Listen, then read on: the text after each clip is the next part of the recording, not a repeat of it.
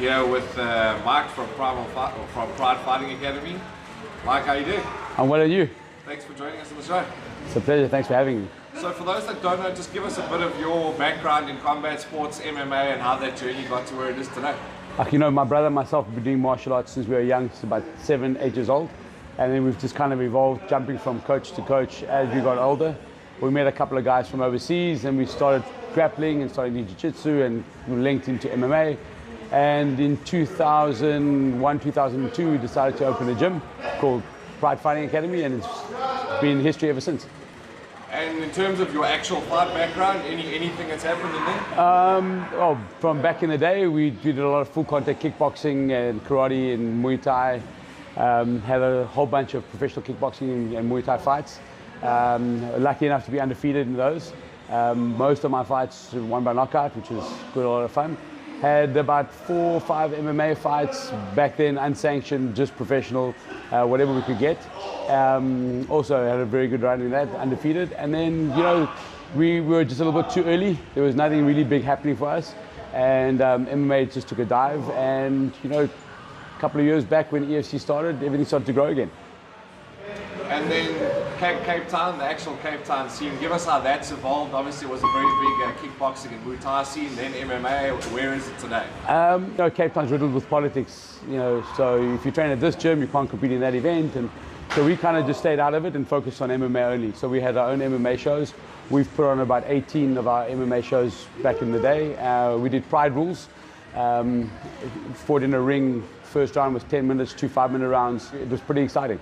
What's your evolution as a coach, where that started, how you got into the coaching space?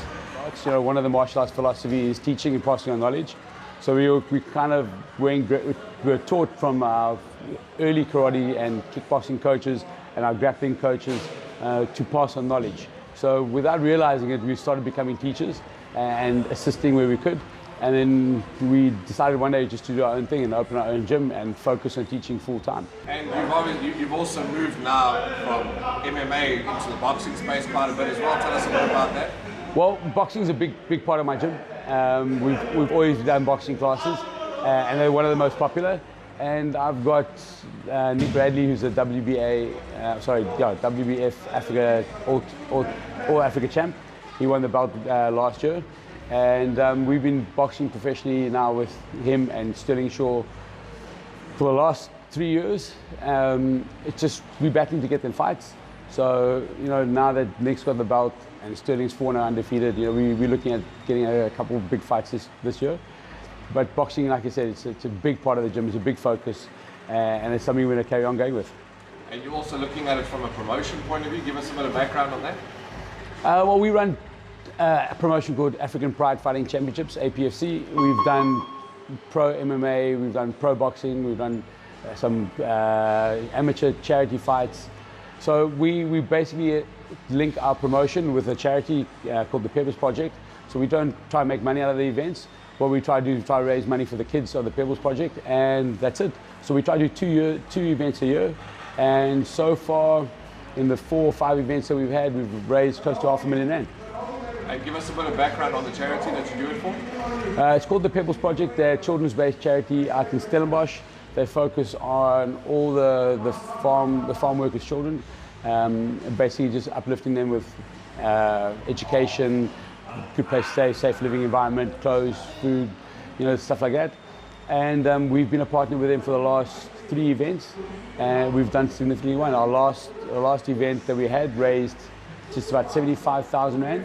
I actually fought in that event, which is pretty cool.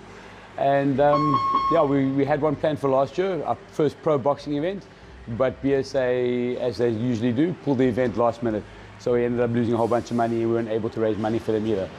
But this year, March, is when we're looking at our next one. And if guys want more information on that event, where can they get that from? They can go to the APFC Facebook page, African Pride Fighting Championships, or they can just pick us up on Facebook, myself, Michael Manamini, or my wife, who's my partner in it, Jessica Manamini.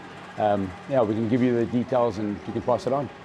And then the gym itself, if guys want to come through to the gym and have a bit of a session, where can they find you? We're in Gardens, in just close to Garden Centre, in a little street called Rudeg Street. We on the ground floor, guys can pull in any time. We've got an open door policy. We welcome everyone from any gym. So if you train somewhere else and you're here for holiday, you're welcome to pull in. It'd be nice to catch up with everyone. Cool, thanks Mike, thanks for joining us. Pleasure, man. Thanks for having us.